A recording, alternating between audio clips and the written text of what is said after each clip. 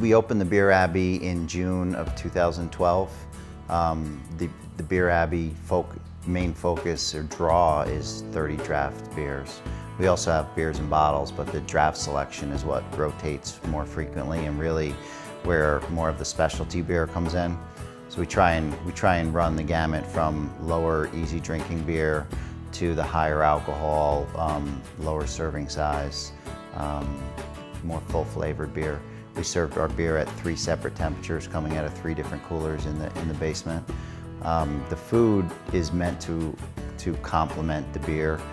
We still have a small but focused menu which will change over time seasonally and hopefully a lot more specials coming up, but the food is really there to enhance the beer and not necessarily be a focal point on top of the beer. When we opened in June, it took a few months to really get some consistency with customers coming in and even seeing what the rhyme and reason for the week is. And coming up through the fall and into Christmas time, momentum builds a little bit. And I think now that we've been around a full year, it's really made it a little bit easier for us to manage. We've gone through our first full summer, I guess, fully operational. So it's really I guess consistency is where we're at right now. We can predict and manage and do what we need to do, but the business really is, I guess, it's probably at a level that I'm comfortable with right now. I've worked in New York for most of my professional life. I have family and friends in Albany, Schenectady area. So, seeing what's around and having to choose between Albany or Schenectady or wherever, the Schenectady, just the look and feel really was a draw. Even, even the promise of things getting better, knowing, when some of the changes that have happened in Schenectady over the past 10 years and where it was going. And then, of course, just finding the right location. The Beir Abbey location at 613 Union really is, it's sort of a perfect fit. I mean, older buildings are never necessarily a perfect fit because they need a lot of work or a lot of love here and there, but the building really sucked me in.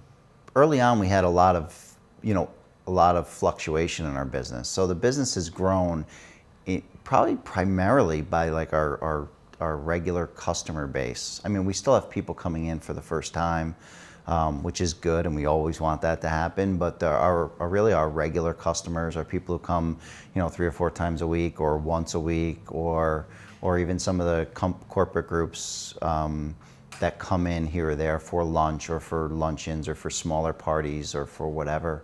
The consistency on that side really is where it's grown. I mean, it's there. So the core business is there. You always have to build on that to get additional customers or to tell people about you that don't already know you're there. Staffing was probably the biggest question mark going in. I mean, I'd worked with a lot of people over the years, but never had to pick and manage a staff based on what's available. And we still have a couple members of our staff who've been here since about the time when we opened, either when we opened or shortly thereafter. And we've lost some people, we've gained some people, gone back and forth, but we have a pretty solid core crew. I mean, some people come and go, but the majority of them have been there for more than 6 months, 6 or 8 months, and they are great. They are all beer geeks in training. They aspire to be as geeky as me probably, but they're all getting there. I mean, beer is a fun thing to really dive into and learn about. The only pitfall sometimes is getting up in the morning, but